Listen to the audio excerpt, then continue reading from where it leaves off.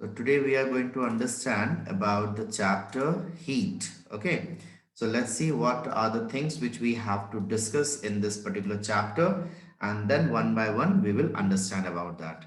So the very first thing which we need to understand that heat as a form of energy. So we will discuss that what is heat, and in that one we will discuss that heat as a form of a energy. तो heat एक एक एक energy का रूप बोला जा सकता है या बोलते हैं हम लोग। तो ये क्यों है, कैसे है, इन सब चीजों को समझेंगे। फिर हम लोग इस चीज को भी समझने की कोशिश करेंगे दैट व्हाई डू वी से एनी ऑब्जेक्ट इज हॉट और कोल्ड। हम लोग कैसे किसी चीज को डिटरमाइन करते हैं कि वो गर्म है या फिर ठंडा है। फिर हम लोग ये डिस्कस करेंगे कि हीट का यूनिट क्या है, और फिर उसी से रिलेट करेंगे टेम्परेचर को कि हीट से टेम्परेचर कैसे रिलेट करता है, कैसे टेम्परेचर हीट के बारे में बताता है, या टेम्परेचर खुद में क्या चीज है। तो इसको हम लोगों ने क्लास 7 में भी डिस्कस किया था और यहाँ पर भी डिस्कस करेंगे, और साथ ही साथ यहाँ पर क्लास 8 में तुम लोगों के पास इफेक्ट ऑफ हीट में कुछ बेसिक से कंडीशंस हैं जहां पर कि शेप एंड साइज में जो चेंजेस आते हैं उसके बारे में हम लोग डिस्कस करेंगे, वॉल्यूम में चेंजेस जो आते हैं उसके बारे में डिस्कस करेंगे। तो उन सब चीजों को देखेंगे। तो सबसे पहले हम लोग कुछ डिस्कस कर लेते हैं जो कि क्लास 7 में हम लोगों ने पढ़ा था, जिससे कि हेल्प हो जाएगा हम लोगों को फर्दर क्लास 8 में हीट को ज्यादा अच्छे तरीके से समझने के लिए। ठीक है, so let's start with that one. So the very first thing which we need to understand or we need to answer, that is what is heat and how we can classify that one. So in a very simple way, we can say that heat is a form of energy which makes the substance hot. तो जब हम लोग heat के बारे में बात करते हैं तो ये एक ऐसा फॉर्म ऑफ एनर्जी है जो कि किसी भी चीज को गर्म करता है, यानी किसी भी चीज के अंदर की जो गर्मी है उस चीज के बारे में हमको बताता है। तो जब हम लोग अलग अलग तरह के ऑब्जेक्ट्स को एक्सपीरियंस करते हैं, जब हम लोग अलग अलग तरह की चीजों को लेते हैं, हम लोग अपने आसपास के अलग अलग तरह की चीजों को लेते हैं, तो हम लोग वहां पर देखते हैं कि कोई ऑब्जेक्ट जो है वो गर्म होता है, कोई ऑब्जेक्ट जो है वो ठंडा होता है फील करने में। जैसे कि फॉर एग्जाम्पल अगर किसी तरह का कोई यूटेंसिल है जो कि बर्नर पे रखा हुआ है and you touch that one, you will feel that it is hot. If a candle is burning and you had touched the flame, it will be hot. In the same way, अगर तुम देखो तो कुछ ऐसी भी चीजें होती हैं जो कि ठंडे होते हैं, अपीयरेंस में वो ठंडे होते हैं। So say as for example, if you had touched a ice cube or something any kind of metallic object which has been kept in a cold and cool place, then you will feel that it is cold over there. So what is this feeling, or how do we classify this one? So यही चीज हम लोग यहाँ पर discuss करने वाले हैं। तो जब किसी चीज को हम लोग छूते हैं, जैसे कि फॉर एग्जांपल यहाँ पर हम अगर देखते हैं, तो जैसे ये एक सिंपल सा एग्जांपल से दिया गया है कि in winter it is our common experience that we feel cold inside the house, and if we come out in front of the sun then we feel warm. तो ठंड के दिनों में, जैसे कि अभी विंटर सीजन चल रहा है, तो जब तुम रूम के अंदर रहते हो तो तुमको ठंड लगती है, जब तुम धूप में आ जाते हो तो तुमको वहां पर गर्मी का एहसास होने लगता है। So what does this is, and how we can classify this particular feeling of this hot and cold. In the same way, when you are holding or when you are touching any kind of hot, such as for example a burning candle, you feel warm over there. So these are the things by which we can distinguish, or these are the things by which we can classify what is heat, or we can understand the terminology of heat। हम लोग इसी चीज से heat को define कर सकते हैं। तो जैसे कि यहाँ पर एक डेफिनेशन दिया हुआ है, या फिर सिंपल रूप में स्टेटमेंट वाइज हम इसको क्लासिफाई कर सकते हैं। The form of energy that causes the perception of the coldness and the hotness is known as the heat.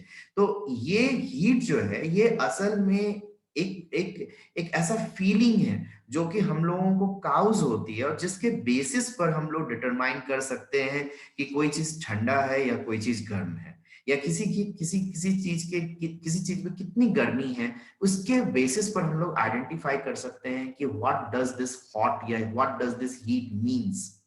और ये जो हीट होती है, हीट का एक टेंडेंसी होता है that heat energy flows from a higher temperature of a body to the lower body temperature. Heat का ये जो फीलिंग है ये एक बहुत इंपॉर्टेंट सा चीज है। जैसे कि फॉर एग्जांपल अभी अभी यहाँ पर हम बता रहे थे कि जब तुम किसी भी चीज, किसी गर्म चीज को छूते हो तो तुमको फीलिंग होती है कि it's it's hot, You feel it over there that it is feeling very hot over there. Now, why does that happens? That happens because due to the change in the temperature between the two bodies. अगर तुम्हारे body का temperature उस सामने वाले body के temperature से compare किया जाता है तो वहां पर वो कम होता है. Say as for example, there is a hot utensil and you want to touch it over there, you will feel hot, you will feel very hot over there. Why it is so? It is because your body temperature is low and this body's temperature is high. So what will happen? The heat will transfer from this object to your hand, and gradually it will increase the temperature of your hand and it will make you feel hot over there. So this is the condition which we need to understand. तो यहाँ पर हम लोग इसी चीज को discuss करने वाले हैं कि हीट बेसिकली है क्या.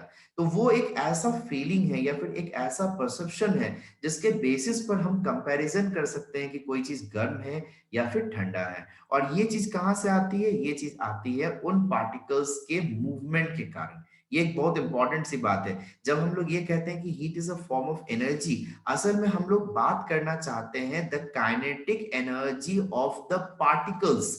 ठीक है. तो particles by which a matter is consist of, तो कोई भी मैटर जिन पार्टिकल्स से बना हुआ होता है उन पार्टिकल्स के मूवमेंट के कारण, उस पार्टिकल्स के वाइब्रेशन के कारण हम लोग एक्सपीरियंस करते हैं कि वहां पर एक एनर्जी काउज होती है उस बॉडी में, और उसी को हम लोग हीट एनर्जी के रूप में समझते हैं. Let's understand more on this particular thing.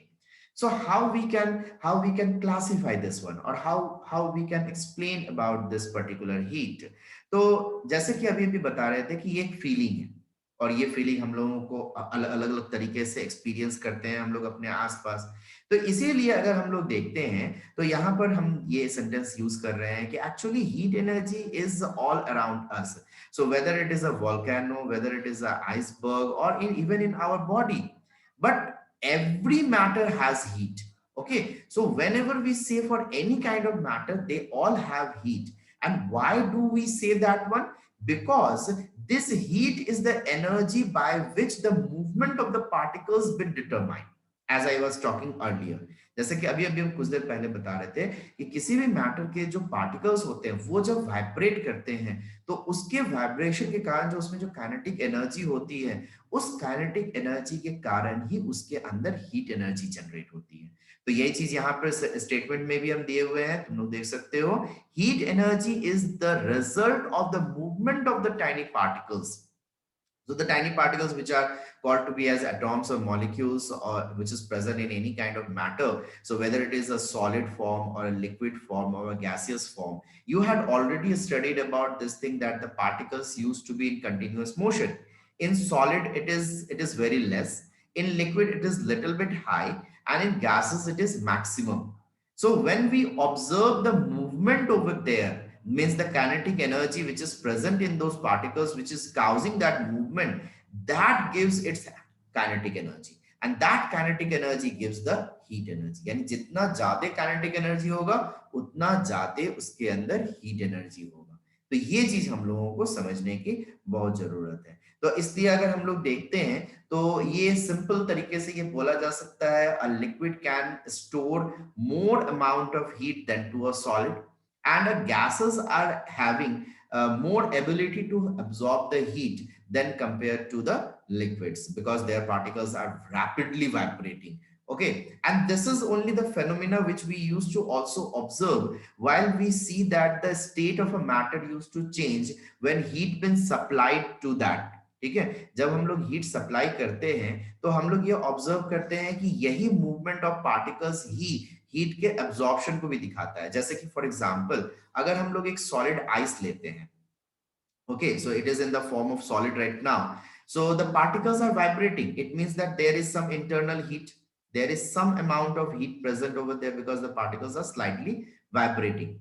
Now when you will supply heat to this thing from outside, जब तुम इस आइस को गर्म करोगे, ठीक है, तो बाहर किसी बर्नर के थ्रू अगर तुम इस आइस को गर्म करते हो, then you will observe that slowly you will break down the intermolecular attraction force, due to which the particles start vibrating more rapidly and it gets converted into water.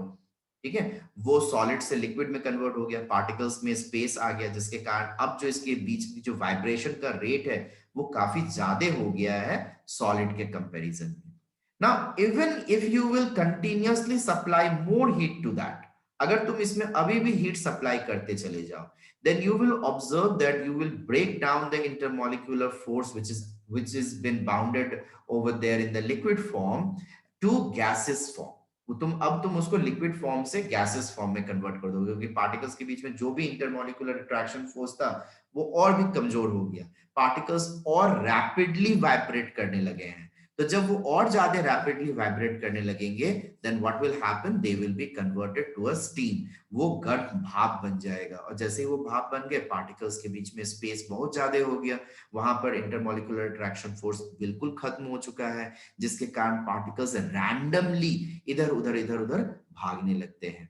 So we can say this thing, or we can call it out, that heat is the form of energy which is present due to the movement of the particles। ये चीज को हमेशा याद रखना कि heat एक ऐसा internal energy है किसी भी बॉडी में, चाहे वो कोई भी तरह के ऑब्जेक्ट हो, जिस भी ऑब्जेक्ट के बारे में बात कर रहे हैं, वो एक ऐसा इंटरनल एनर्जी है जो कि प्रेजेंट है due to the movement of the particles.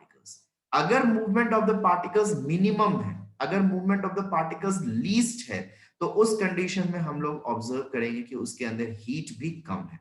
और जैसे जैसे उसमें देखेंगे कि पार्टिकल्स में मूवमेंट रैपिड हो गया है, पार्टिकल्स में मूवमेंट फास्टर हो गया है, हम लोग ऑब्जर्व करेंगे कि उसमें भी हीट इंक्रीज कर रहा है। तो ये बेसिक सा चीज है जो कि हम लोगों को समझने की जरूरत है। और इसी से ये लास्ट वाला लाइन भी तुम लोग अंडरलाइन कर सकते, नोट डाउन कर सकते हो। So you can see over here, it is the motion of the particles that creates a form of energy called as heat, और the thermal energy that is present in all the kind of matter. ठीक है, किसी भी matter के अंदर वो जो particles के जो मोशन होती है, वही इस हीट एनर्जी को या थर्मल एनर्जी को काउज करती है। So this is the thing which we need to remember. Is there any problem till here? Do anyone is having any kind of question or anything you want to ask till here? No? Okay. So then let's see. Let's move to the next part. तो जैसा कि अभी बता रहे थे कि heat को ही explain कर रहे थे, तो उसमें हम इंटरनल एनर्जी के बारे में बात कर रहे थे कि किसी भी मैटर के इंटरनल एनर्जी के बारे में, जहां पर पार्टिकल्स की मूवमेंट होती है। तो उस इंटरनल एनर्जी को ही थोड़ा सा और एक्सप्लेन करते हैं, और उसी को हम लोग कंपेरिजन करते हैं to understand a hot body and a cold body. Okay, तो हम लोगों ने अभी अभी समझा कि किस तरह से पार्टिकल्स का जो मूवमेंट होता है वो डिटरमाइन करता है किसी भी बॉडी में कितना हीट होना है। So how much heat will present over there, that will be depending on the movement of the particles. So more movement of the molecules means more heat energy। ठीक है, ये सिंपल सा याद रखना है कि जितना ज्यादा मूवमेंट होगा मॉलिक्यूल्स में, सिंपल हम लोग बोल सकते हैं उस बॉडी में उतना ज्यादा हीट होता है। So as the heat energy gets absorbed over there, more movement of the particle is present, and because of that it can be able to do more work over there। यहाँ पे work को refer किया जा रहा है with respect to the movement of particle. जब particles move करेंगी तो वहां पर मैटर में भी हमको मूवमेंट दिखेगा, और वो मैटर हमको कोई पर्टिकुलर तरह के काम को करने में हेल्प कर सकता है। तो वो चीज हम लोग फिर आगे डिस्कस करेंगे। और जब हम लोग इंटरनल एनर्जी के बारे में बात करते हैं, तो इंटरनल एनर्जी में मूवमेंट ऑफ पार्टिकल्स आ जाती है, और ये मूवमेंट ऑफ पार्टिकल जो है वो उसके पोटेंशियल और काइनेटिक एनर्जी दोनों से ही रिलेट करती है। काइनेटिक एनर्जी, जैसा कि हम लोगों को पता है, kinetic energy is the energy of a body due to its motion, and potential energy is the energy which is due to the change in its shape and size, or its place from a place to place। okay, तो अगर कोई body motion में, जैसे अभी यहाँ पे particles vibrate कर रही है, पार्टिकल्स वाइब्रेट कर रही है 2 और 4 मोशन में वो वाइब्रेट कर रही है, so it is gaining kinetic energy. और उसका पोजीशन जो चेंज हो रहा है, उससे हम लोग देखते हैं पोटेंशियल एनर्जी भी आ जाती है। So there is a sum of this potential and kinetic energy which is causing the internal energy over there, और we can say the heat energy in a particular matter. Okay, so in a conclusive way, अगर एक conclusion में अगर हम लोग बोलें, तो इस तरह से बोल सकते हैं, a body which is cold has low average kinetic energy. तो अगर उसके काइनेटिक एनर्जी को देखते हैं, तो वो वहां पर कम है, जिसके कारण हम लोग ये बोल सकते हैं that the molecules move very little and slowly, यानी वहां पे मॉलिक्यूल बहुत ही थोड़ा सा मूव करता है, हल्का सा एक एक इधर से उधर जाता है और उसकी मूवमेंट भी काफी स्लो होती है। लेकिन अगर एक हॉट बॉडी को कंपेयर करते हैं यहाँ पर, then do it has a larger or it has a greater amount of average kinetic energy। तो यहाँ पर जो इसकी kinetic energy होती है वो ज्यादा होती है। तो अगर average kinetic energy अगर ज्यादा है, ऑब्वियस सी बात है कि molecules can move more and fast. तो यहाँ पे मॉलिक्यूल्स जो होगा वो ज्यादा मूव कर सकता है और ज्यादा रैपिडली वाइब्रेट कर सकता है। तो इस चीज को हम लोगों को समझने की जरूरत है। तो simply you can say that if the kinetic energy is more than the rate of vibration will be also more, and if this happens then we can say that the body is hot, or it has larger amount of heat. Or on the other side you can say this thing, that if the body is having lower amount of kinetic energy or less amount of kinetic energy and the movement of the particles is less over there, then the body is said to be as cold. Okay, so I hope you all had understood till here. So I don't think that there would be any kind of problem till here to understand this particular concept. Now let's understand the unit of heat. Okay, so when we explain heat, when we go for the study of heat, then we need to represent it also. Okay तो जब हम लोग heat को पढ़ते हैं, समझते हैं, जानते हैं, तब हम लोगों को हीट को रिप्रेजेंट करने की जरूरत होती है। तो जब हम लोग हीट को रिप्रेजेंट करेंगे तो ऑब्वियसली एक यूनिट का होना जरूरी है। ऑब्वियसली एक यूनिट का होना जरूरी है। बिना यूनिट के हम लोग हीट को एक्सपीरियंस नहीं कर सकते हैं या फिर हीट को हम लोग एक्सप्लेन नहीं कर सकते हैं।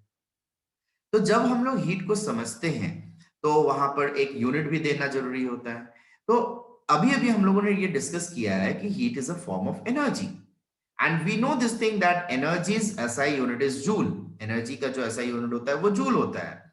So obvious thing is that heat can also use this joule. Heat को भी हम लोग जूल के रूप में इस्तेमाल कर सकते हैं। Yes, it's of course that heat can be experienced or it can be explained with the unit joule। हम लोग जूल के साथ उसको दे सकते हैं। but there is a particular different unit for heat especially also। Okay इसके अलावा भी अगर हम लोग देखते हैं तो हीट को रिप्रेजेंट करने के लिए हम लोगों को कुछ दूसरे यूनिट भी हम लोगों के पास मौजूद है, such as for example calorie. तो कैलोरी एक ऐसा यूनिट है जो कि हीट एनर्जी के लिए ही स्पेसिफिकली यूज किया जाता है। तो वैसे तो जूल इसका ऐसा यूनिट हो सकता है, because heat is a form of energy and the SI unit of energy is joule, thus we can say that the heat's SI unit is joule। but specifically some places or at particular condition we use a different unit for heat that is called to be as calorie। तो वहां पर हम लोग calorie का इस्तेमाल करते हैं, जहां पर की जो न्यूमेरिक वैल्यू आ जाती है कैलोरी की वो ये होती है, जहां पर कि हम लोग देखते हैं कि 4.184 is joule is equals to 1 calorie, and this can be called to be as 4.2 joule। Okay इसको अगर राउंड अप कर देते हैं तो 4.2 जूल, जो तुम लोगों के बुक में भी दिया हुआ है, तुम लोग इसको लिख सकते हो 4.2 joule is equals to 1 calorie। so this is the unit relation between joule and calorie। so in many places you will find that heat been experienced or heat been shown with the help of a calorie। वो heat को explain किया जाता है calorie के basis पर, not on the basis of joule. But it is not wrong to express it in joule. अगर हम लोग जूल में भी दिखाते हैं there is no problem, and if we are going for calorie then also there is no problem. Okay now अब ये calorie को डिफाइन किया गया है। कैलोरी को हम लोगों ने डिफाइन किया है, उसको एक रिलेशन के साथ लेकर आए हैं। सो हम लोग कैसे कैलोरी को डिफाइन करते हैं? तो कैलोरी को डिफाइन करने के लिए एक पर्टिकुलर अमाउंट को डिटरमाइन किया गया है। The amount of heat needed to raise the temperature of 1 gram of water by 1 degree Celsius, and that is also specifically between 14.5 degree Celsius to 15.5 degree Celsius। जब हम लोग पानी को गर्म करते हैं, ठीक है, पानी को गर्म कर रहे हैं और जितना अमाउंट ऑफ वाटर हमको हीट देना पड़ता है 15.5 डिग्री सेल्सियस को ऑब्टेन करने के लिए from 14.5 degree Celsius, means basically अगर देखते हैं तो difference of 1 degree Celsius for a mass of 1 gram, for a mass of 1 gram of water, that would be said to be as, or that can be called to be as 1 calorie of heat, उसको define किया गया है। तो वैसे ये अभी तुम लोगों के सिलेबस में नहीं है, ये पर्टिकुलर डेफिनेशन अभी फिलहाल तुम लोगों के सिलेबस में नहीं है, लेकिन फिर भी इसको याद रखो because it is going to help you in class 10th। In class 10th you have to study a lot about heat, वहां पे बहुत कुछ करना है तुम लोगों का। वैसे तो पिछले क्लासेस में था हीट के बारे में भी, मतलब पिछले कुछ सेशंस से रिड्यूस सिलेबस में अगर देखते हैं तो हीट में बहुत कुछ कट हो गया है क्लास 8 से, लेकिन उससे पहले भी बहुत कुछ था क्लास 8 के सिलेबस में भी। तो उन सब क्लासेस में इसको डिफाइन किया गया था। फिलहाल अभी के क्लास में डिफाइन नहीं किया गया है, लेकिन फिर भी याद रखो कि amount of calorie, this the amount of heat which we use which we require to change the temperature of water of 1 gram of mass from 14.5 degrees Celsius to 15.5 degrees Celsius, or to raise its temperature by 1 degree Celsius, that is called to be the calorie. Okay, वो उसका calorie मतलब unit के रूप में आ जाता है। खैर, इन units के अलावा भी कुछ दूसरे यूनिट्स भी हैं जिनको कि हम लोग इस्तेमाल करते हैं to refer heat, that is such as for example British thermal unit.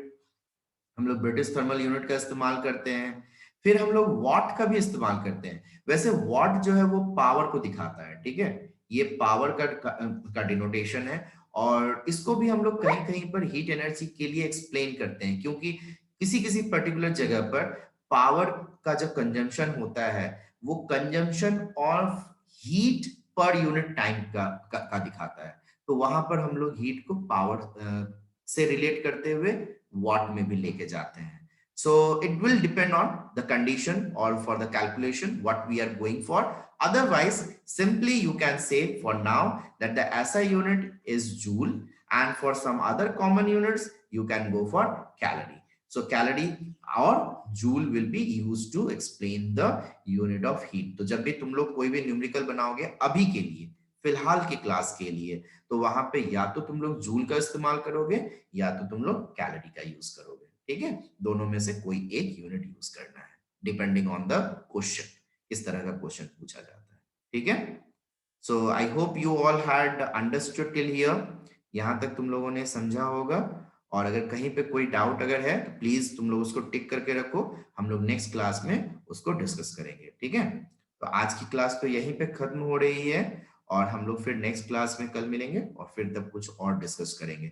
And in the mean time you please revise you all these things, and wherever you have any problem you please take it out, okay, so that you can ask it in the next class and clarify. Okay, so I'm ending the class over here. We will meet again in the next class. Thank you everyone. Bye. Good night.